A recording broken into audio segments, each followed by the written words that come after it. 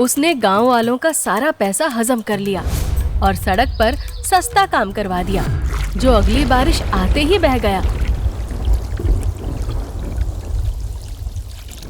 ये क्या है सरपंच जी, ये कैसा काम कराया है आपने जो पहली बारिश आने पर ही बह गया? हाँ, अरे अरे अरे, आप सब ये क्या कह रहे हैं?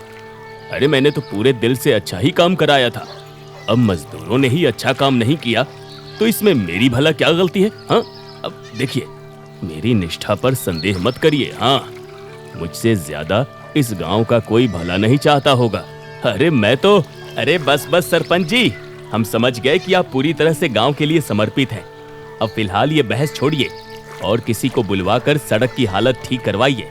हाँ बिल्कुल, मैं भी वही सोच रहा था, लेकिन पहले हमें पैसे भी तो जमा करने पड़ेंगे ना, वरना काम कैसे शुरू होगा?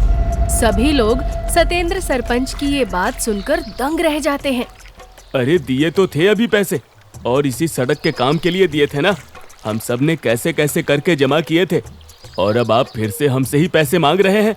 अरे तो क्या अब मैं अपनी जेब से गांव की सड़कों का खर्चा भरूंगा? हाँ, और फिर मेरे पास इतने पैसे कहाँ हैं?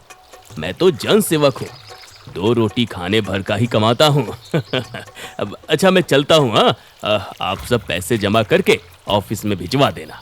इतना कहकर सतेंद्र वहाँ से चला जाता है, लेकिन गांव वालों को उस पर बहुत गुस्सा आ रहा था। सरपंच जी का लालच तो आसमान छू रहा है, मैं तो इनसे तंग आ गया हूँ। क्या करे भाई, 10 साल से लगातार यही सरपंच बन रहे हैं।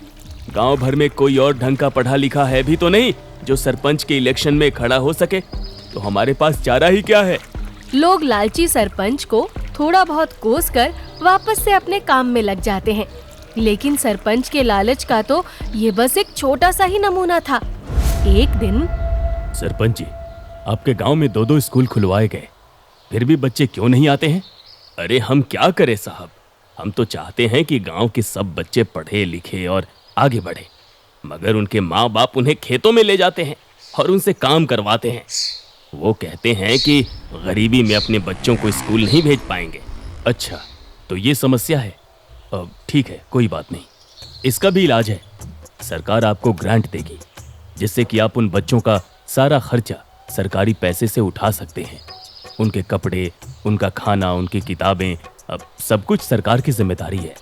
जब लोगों के बच्चों की पूरी जिम्मेदारी सरकार ले लेगी, तब तो वो अपने बच्चों को भेजेंगे ना।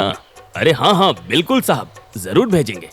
आप बस ग्रांट लिखवाइए, बाकी सब काम हम कराते हैं ना।